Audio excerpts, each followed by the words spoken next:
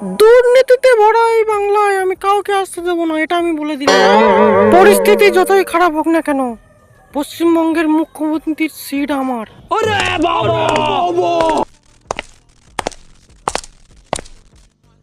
পিসি, আজ খুব সুখবর আছে একটা।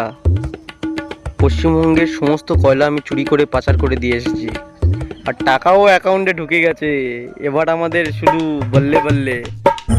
তুই রাজনীতিতে সবে ঢুকেছিস, রাজনীতির কি জানিস রে?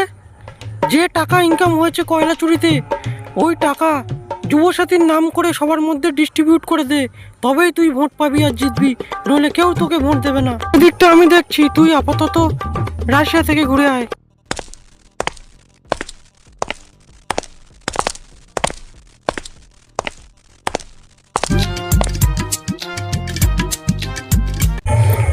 শোয়ার বাচ্চা না